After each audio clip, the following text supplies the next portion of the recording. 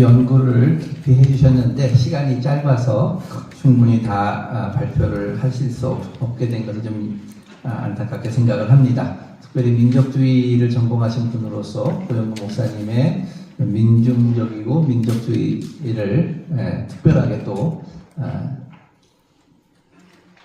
잘 부각시켜 주셨습니다. 이제 오늘 지금 발표하신 그 논문에 대해서 우리 서울장신대학교 부총장이신 우리 정병준 교수님께 나오셔서 논찬을 해주시겠습니다.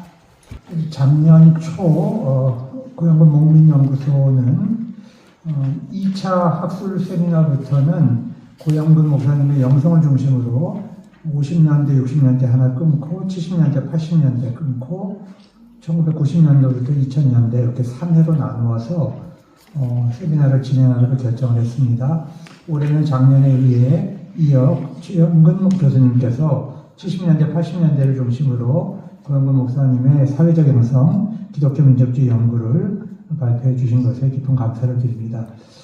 이 연구는 고 목사님의 생애와 사상을 역사적으로 분석했고 그 안에 나타난 사회적 영성 혹은 예언자적 영성을 발견하는 형태로 진행이 됐습니다.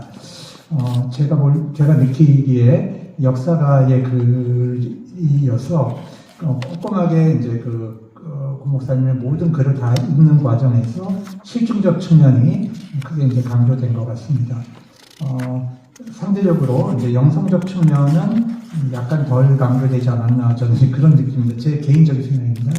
그렇지만 이 실증적 연구에 기초해야만 영성적 측면이 나올 수 있기 때문에 더 이제 조금 더 보강하셔서 훌륭한 논문이 발표될 수 있을 거라고 생각이 됩니다.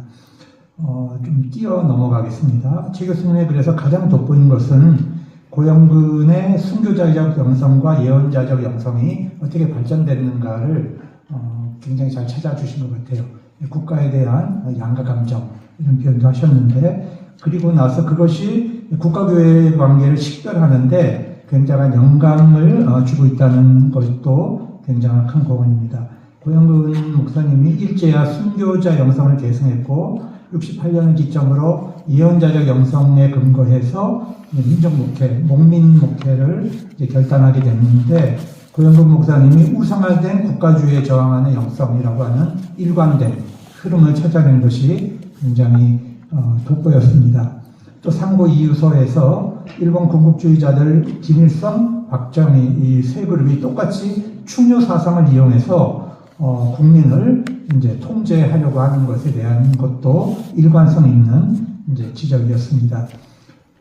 그리고 정교 분리에 대해서도 정교 분리는 정권과 교권의 분리를 이제 말하는 것이며 신앙인들의 정권 비판은 정당한 것이다 라고 하는 것을 이제 증명하는 것도 이런 관점에서 이제 나온 것 같습니다. 그래서 이 부분이 저는 굉장히 큰 공헌이다 이렇게 이제 보였습니다.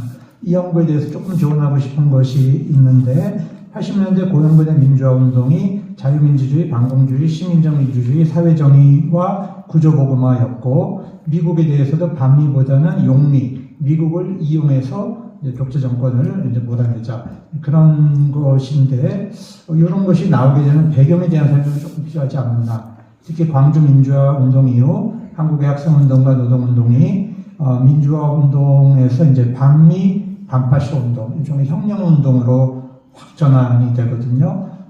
인용 운동으로 격화됩니다.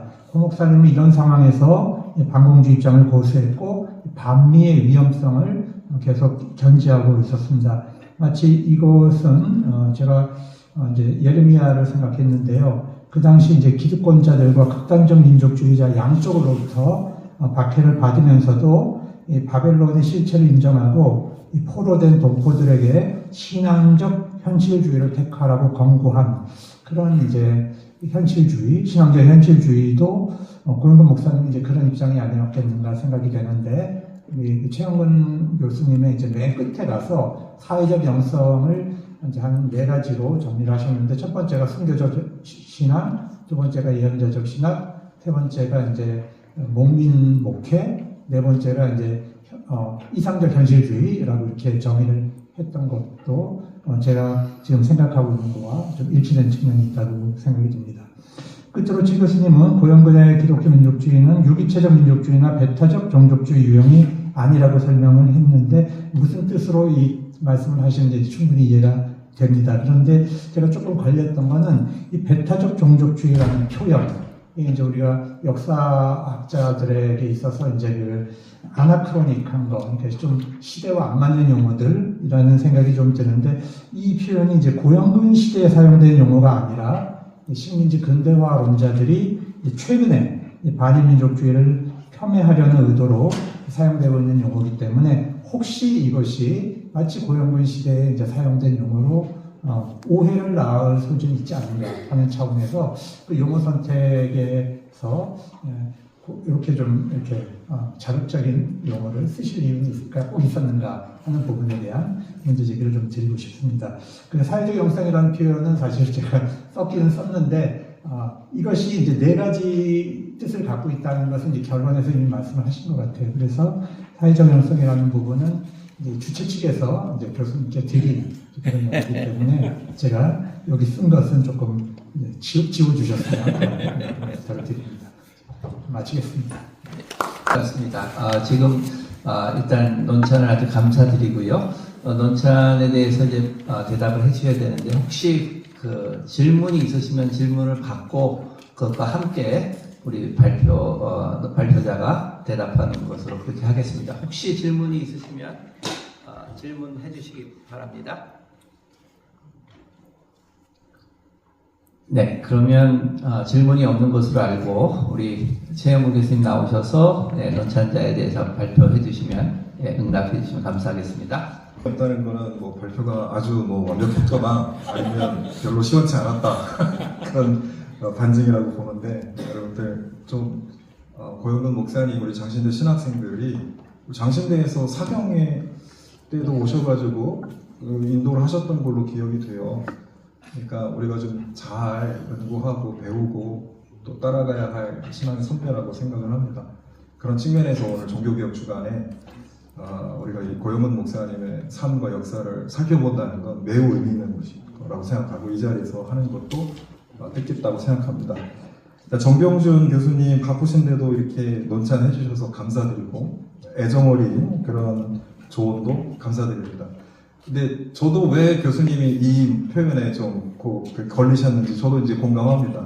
반일 종족주의라는 그런 아주 좀 이상한 책이 요즘 우리 사회를 시끄럽게 해서 아마 그런 걱정을 담으셨지 않았나 저는 생각을 하는데, 저는 그 책에 영향을 받거나 그 책의 표현을 따온 게 아니고요. 보통 이제 민족주의를 얘기할 때 근대주의, 고대주의, 영속주의, 그 다음에 이 둘의 절충주의, 이 네 가지 유형으로 이야기를 합니다. 그런데 민족주의의 주류는 근대주의거든요. 뭐 산업혁명 때부터 시작됐다. 아니면 미국의 아메리카 대륙의 크레올들의 경험으로부터 시작됐다. 뭐 이렇게 뭐 보는 학자들이 주류인데, 그 고대주의나 영속주의를 주장하는 사람들은 종족, 에트니라고 그러죠. 에트니를 우리말로 요즘 번역하면 종족이라고 번역을 합니다. 그래서 그 에트니에서부터 비롯된 거다. 민족이 뜬금없이 18세기에 등장한 게 아니고 원래 있었던 그 종족이라는 것들이 이제 민족주의에 이제 들어와서 이게 확대되거나 재현되거나 아니면 그것이 뭐 다르게 표현되거나, 그러니까 고대주의나 영속주의를 주장하는 학자들의 의견이 굉장히 복잡하거든요. 그런 차원에서 제가 종족주의라는 말을 가져온 것이지 반일 종족주의 그 종족주의는 아니다. 그리고 제가 배타적이라는 형용사를 붙인 거는 저는 민족주의에 대해서 박사 논문 쓸 때까지는 굉장히 좀 긍정적이었어요. 왜냐하면 우리 한국의 기독교 역사를 살펴볼 때 기독교가 우리 사회에 뿌리 내린데 민족주의와의 합류, 이거는 하나의 한국교회에서 연구하는 분들에게 중요한 원리 중에 하나라고 저는 보거든요. 그런데 이 민족주의가 이상하게 발현되는 현상들을 우리는 잘 알고 있지 않습니까? 독일의 나치즘이나 일본의 천황주의나 중국에서 애국주의라든지 또 세계의 이런 뭐 외국인 혐오나 그런 인종주의나 민족주의 굉장히 위험해서 사실은 민족주의는 통제돼야 됩니다. 절제되어야 합니다. 저는 그 원리가 첫 번째는 민주주의 원리라고 보고요. 또 하나는 세계주의 원리라고 보고요. 저는 그것이 가능하게 해주는 정신적인 그런 뿌리가 좀 기독교라고 봐요. 왜냐하면 기독교 안에 세계주의가 있고 기독교 안에 민족주의가 있고 기독교 안에 그 민주주의가 있기 때문에 저는 고영건 목사님이 그 부분을 포착했다라는 점에 대해서 솔직히 좀 놀랐습니다. 학자가 아니신데 몸으로 공부하시는 분이고 치열하게 고민하신 분인데 민족에 대한 깊은 성찰이 있으셨구나. 제가 그 부분에 대해서 그냥 책상 머리맡에서 그냥 입으로 말로만 공부하는 신학자로서 반성을 많이 하게 되는 거거든요. 나는 삶으로 신학하고 있나? 나는 몸으로 역사하고 있나? 이런 고민들을 하게 되는 거거든요. 그래서 저는 지금은 민족주의에 대해서 조금은 배타적이고 우려하고 있습니다. 그래서 그 배타적인 민족주의가 위험하다라는 것들을 저는 경고를 하고 싶습니다. 그래서 저는 우리가 포스트 콜로니얼 뿐만 아니라 포스트 내셔널로 넘어가야 건강한 사회, 건강한 기독교 가능하다고 보여지거든요. 물론 민족 공동체, 사회 공동체 안에서 교회 사명을 감당해야 하지만 그것이 민족이나 인종이나 종족에 국한되어서는 안 되고 다문화 시대 아닙니까? 글로벌 시대 아니에요? 국경 없이 우리가 인류가 만나고 소통하는 시대에 그래서 저는 배타적이라는 용어를 쓴 겁니다. 저는 그거를 고영건 목사님에게서 본 거고요. 굉장히 놀랐다라는 말씀을 좀 드리고 싶습니다. 네, 감사합니다. 10년대 고영건 목사님의 사회적 영성 그리고 특별히 그 내용들 가운데 내포된 민족주의적인 앞으로 우리가 미래에 발견해야 될 새로운 의미의 그런 민족주의의 의미까지 잘 말씀해 주셨습니다. 네, 오늘 이렇게 귀한 발표해 주시고 또 논찬해 주신 것 감사드립니다. 이것으로 우리 제1부 학술 세미나를 마치고요. 2부로 이제 순서를 가지도록 하겠습니다.